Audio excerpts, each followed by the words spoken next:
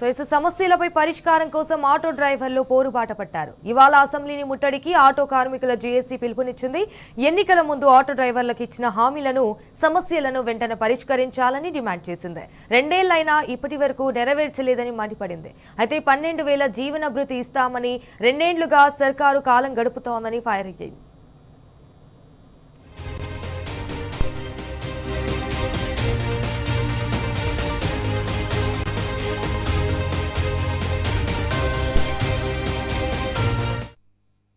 హామీలను వెంటనే నెరవేర్చకపోతే రాష్ట్ర వ్యాప్తంగా పెద్ద ఎత్తున ఆందోళన కార్యక్రమాలు చేపడతామని జేఏసీ నేతలు హెచ్చరించారు.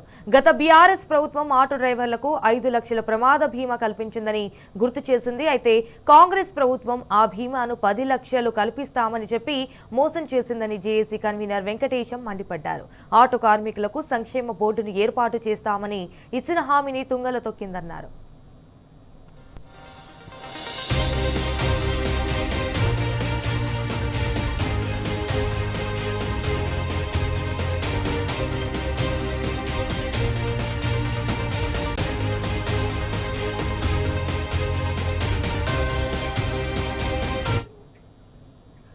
ఆటో డ్రైవర్ల అసెంబ్లీ ముట్టడిని అడ్డుకునేందుకు అక్రమ అరెస్టులకు తెగబడుతోంది కాంగ్రెస్ ప్రభుత్వం. రాష్ట్ర వ్యాప్తంగా జరుగుతున్న ఆటో డ్రైవర్ల అరెస్టులను auto union JAC chairman BRTU నేత వేముల మారయ్య ఖండించారు.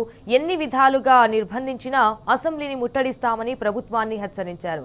ఇక పోలీసులు అత్యుత్సాహం ప్రదర్శించి ఆటో డ్రైవర్లను అక్రమ అరెస్టులు చేస్తున్నారని మండిపడ్డారు. ఇటు అరెస్టు చేసిన ఆటో డ్రైవర్లను వెంటనే విడిచిపెట్టాలని డిమాండ్ చేశారు.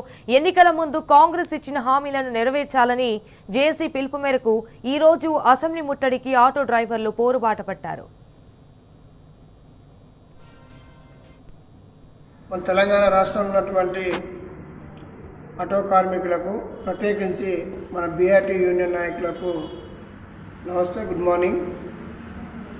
పోలీసులు ఎంత నిర్బంధం పెట్టినా, ఎన్ని ఇబ్బందులు పెట్టినా మేము కొంతమందిని పోలీసుల చెర నుంచి తప్పించుకొని మరి రాత్రి వేరే ప్లేస్లో వండుకొని మరి హైదరాబాద్ నగరంలోని అసెంబ్లీకి దగ్గరలో ఉన్నాం.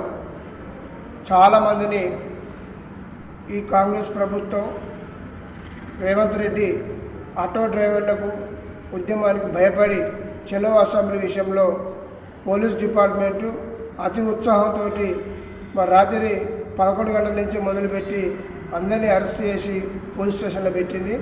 వాళ్ళందరినీ బేషరతుగా వదిలిపెట్టాలని చెప్పి ఈ రాష్ట్ర ప్రభుత్వాన్ని, డీజీపీ గారికి విజ్ఞప్తి చేస్తున్నా. రెండవది, మిగతా మిత్రులు మీరు ఎక్కడెక్కడ ఎవరెవరు ఎక్కడున్నా మీరందరూ 11 గంటలకల్లా హైదరాబాద్లో మీరు చేరుకున్నట్టయితే నేను ఒక స్పాట్ చెప్తా, నాకు ఫోన్ చేయండి. ఆ ప్లేస్ నుంచి మనం ఈ చలో అసెంబ్లీ కార్యక్రమం మొదలు పెడతాం. మేము ఆల్రెడీ అసెంబ్లీకి దగ్గరలో చేరుకొని ఉన్నాం. ఎవరు కూడా పోలీసులకు, అరెస్టులకు భయపడాల్సిన అవసరం లేదు. ఇది మన కోసం చేస్తున్న పోరాటం. కాబట్టి మీరందరూ 11 గంటలకల్లా హైదరాబాద్లో మన హిమాయత్ నగర్ ప్రాంతానికి చేరుకోండి. నేను అక్కడి నుంచి ఎక్కడ రావాలో నేను చెప్తాను, నాకు ఫోన్ చేయాలని చెప్పి మీ అందరికీ విజ్ఞప్తి చేస్తున్నాను.